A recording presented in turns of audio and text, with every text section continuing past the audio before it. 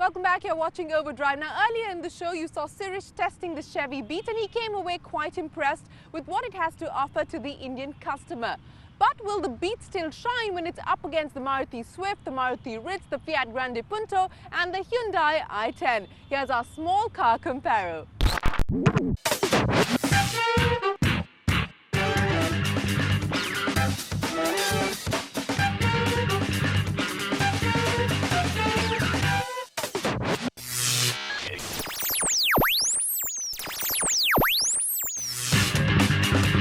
Small cars today are so closely matched on powertrains and equipment that usually it's styling that swings buying preferences.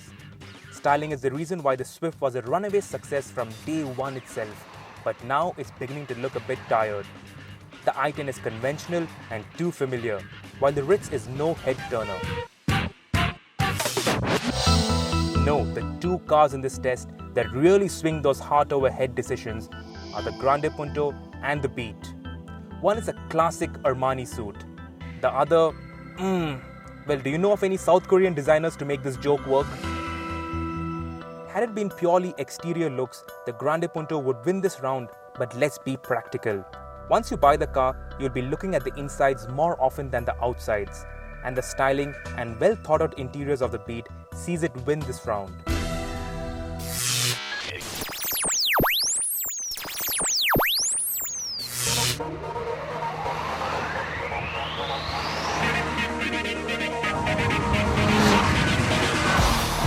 Whether you like it or not, you will only get a 1.2-litre engine and a small petrol today. So really, there's not much to choose on the powertrain front. But of all the engines, it is the Suzuki 1.2-litre K-Series engine that clearly has the edge over its rivals. It is incredibly refined, eager as a beaver to rev, and it is not just the most powerful, but also very fuel efficient. And now that engine is under the hood of our favorite small car, the Swift.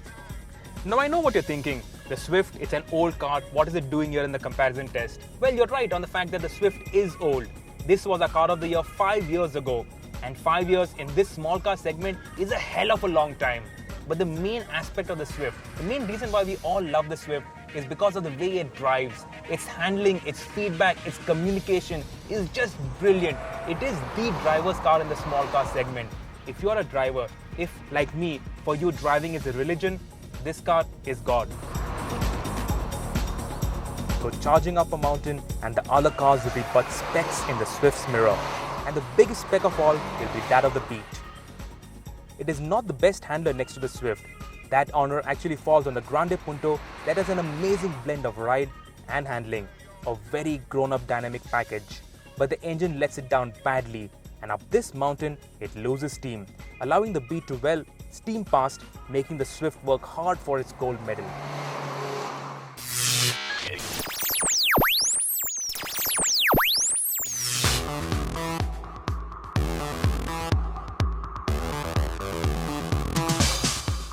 There was a time, a long time ago, when small cars were bought because they were small, because they were great to drive in the city, they could fit into any possible gap, they could fit into any parking space available. And the i10 is from that mold. But it is compact and it is small, and that's why the cameraman has to be sitting outside the car to take this shot. This car is also slightly old. The i10 was a car of the year 2 years back, and 2 years in this highly competitive field is a long time.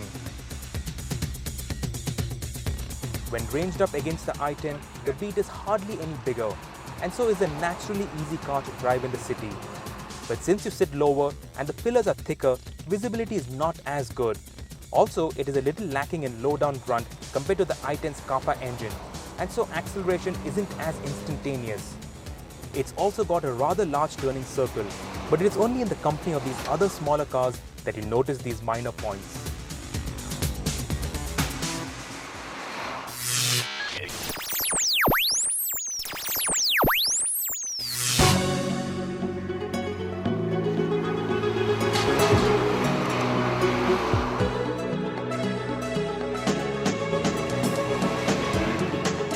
Now the Ritz is a familiar car. It's been around for some time now, and it's a car that we rate extremely highly. And that's because the Ritz uses the Swift's excellent mechanical package, and to that builds great space efficiency. This really is a very spacious car, the most spacious car in this test. It is also the most comfortable car in this test, and it has the best engine in this test. In fact, on overall packaging, it's half a step above the Beat. Once again, the Beat is bested by a dominant rival, but only just. Crucially, the Beat feels younger, fresher, more energetic, and more lively than the Ritz. The Ritz is perfect for the sensible middle-aged man making sensible middle-aged decisions. The Beat, on the other hand, makes you look cool. In a Beat, you look like you're having a lot more fun.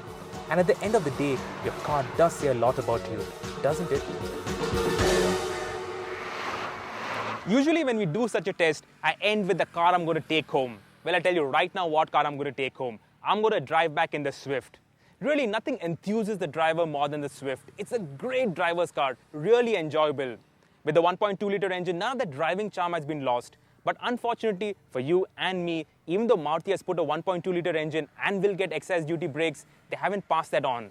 And that makes the Swift the most expensive car in this test. 5.3 lakhs. Now the Ritz is a car that we really like. It's got the same Swift mechanical package, so dynamically it's sound. It's got great space inside, very good interiors, good ride quality, and it's a very comfortable car. It's a very grown-up car, a well-rounded, mature car. And that's exactly the same thing that I'm going to say about the Beat. Apart from the engine, which isn't as sweet as the Suzuki 1.2, this car has everything else going for it. Look at it. It looks fantastic. It's got great interiors, great dynamics, and doesn't feel cheap. It's got excellent quality. But crucially, it is also very, very well priced. 4.5 lakhs for this, fully loaded, is excellent value for money. A word of caution though, this price is an inaugural price, which is guaranteed for 60 days. And that guarantee was given 30 days ago. So you got 30 days to go out and buy the Beat at this price.